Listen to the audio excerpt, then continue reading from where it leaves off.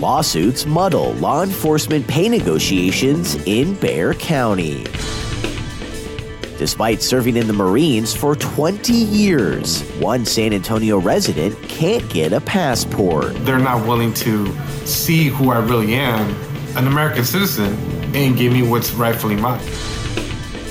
And the newest dough restaurant location serves up pies with crisp crusts and tasty toppings. The new dough honors the original shop's commitment to handmade mozzarella and Neapolitan-style pizza.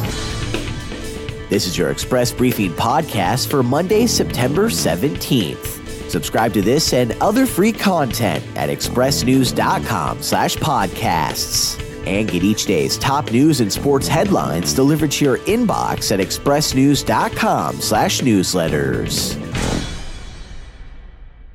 A state high court decision handed down earlier this year has created a dispute among several law enforcement unions in Barrett County, resulting in a conflict that could force a union member election to decide who takes the lead on collective bargaining.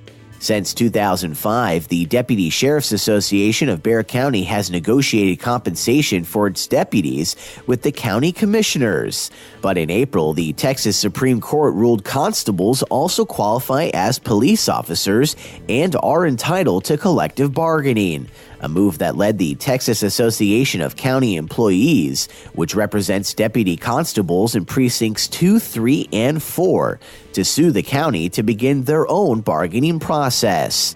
Another lawsuit was soon filed by the Deputy Constables Association of Barrett County, eventually forcing the county to ask the three unions to hold an election to decide which will represent Barrett County constables.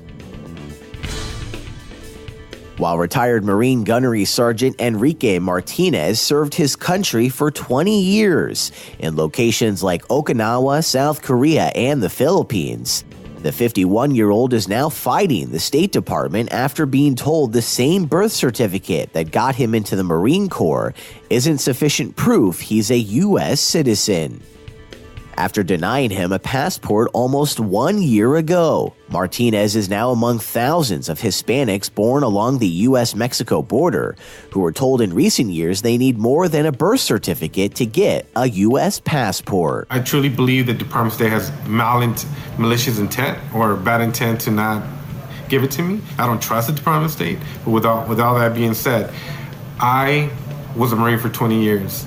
If I don't stand up, don't have the courage to stand up, not just for myself, but for other innocent victims from other Department of State, then who will? So I have responsibility based on who I am as an identity as a Marine and a patriotic American to do what's right, and that is to stand up for what's right. Many of the certificates are signed by midwives or physicians who've been accused of submitting doctored paperwork intended to misrepresent Mexican-born babies as having been born in the U.S., But while cases of fraudulent birth certificates over the years isn't in dispute, how often they occurred and whether that should taint every birth certificate they attested to is now being debated by immigration attorneys, members of Congress, and passport applicants who say everyday Americans, most of them Hispanic, are being tripped up by President Donald Trump's hard line on immigration. However, this year the State Department has only refused 25.8% of these requests, in what amounts to the lowest percentage in 6 years. In 2015, under President Barack Obama, 1 in every 3 passport requests in such cases was denied.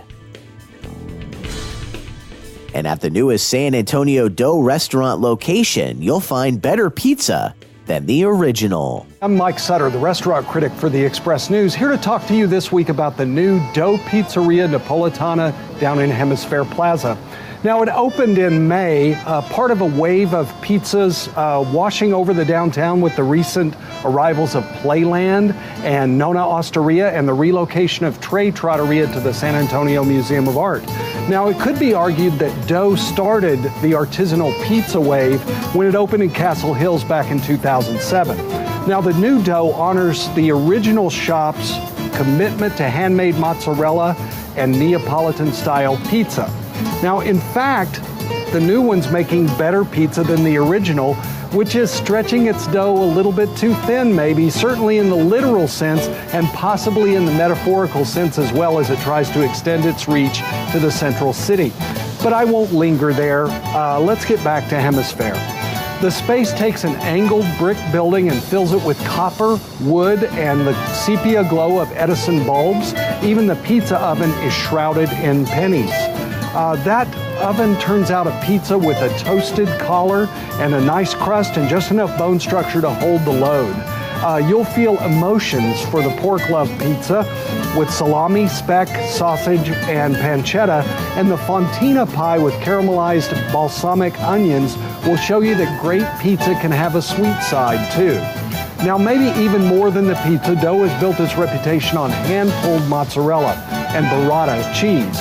Now, the 3-part burrata sampler at dough included creamy hearts of truffle, basil pesto, and ricotta with warm flatbread.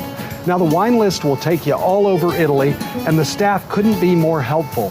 Tourist or townie, dough's a nice addition to Hemisfair Plaza. Now, for the full review, please go to expressnews.com/food. And that's your daily San Antonio Express News briefing for Monday, September 17th. Subscribe to this and other free content at expressnews.com/podcasts.